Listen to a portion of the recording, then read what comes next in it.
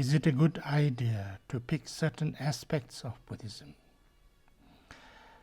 Mindfulness, meditation, karma are buzz terms these days.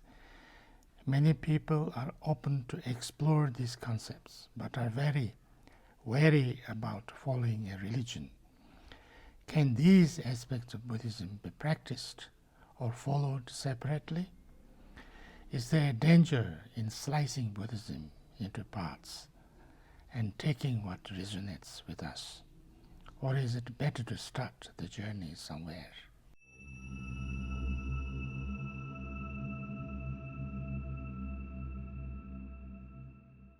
In Buddhism, actually, the starting is study, and to understand,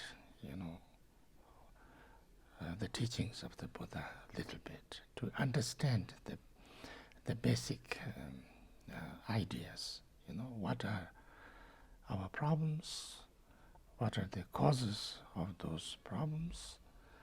And whether there is a solution to that, and what are the ways and means could take it to get there. This is what is called Four Noble Truths.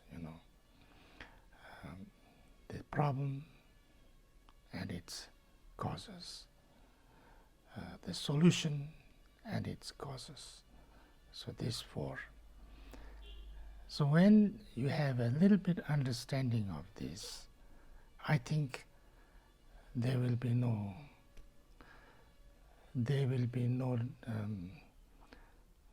problem. There will be no confusion. Everything will be clear. You know what exactly all these different kind of practices they are recommended or taught. What are they for? Or which practices is for what? So I think there will be no confusion at all where to start or anything like. Actually, this is Buddhism. There is nothing called Buddhism. There is nothing called, Buddha Dharma somewhere else. There's nothing called a whole thing, or a separate thing or different things. It's all one. It's all together. It's all, Of course, there are different approaches, different methods, different ways, but it's all about working on ourselves.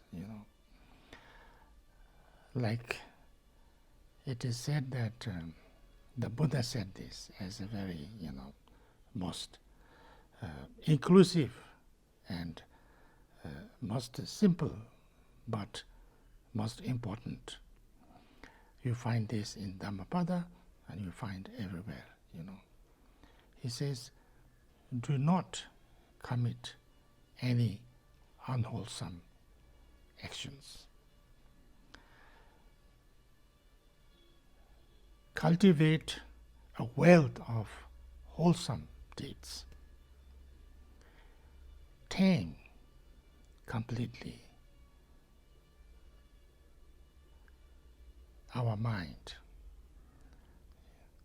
This is the teachings of the Buddha.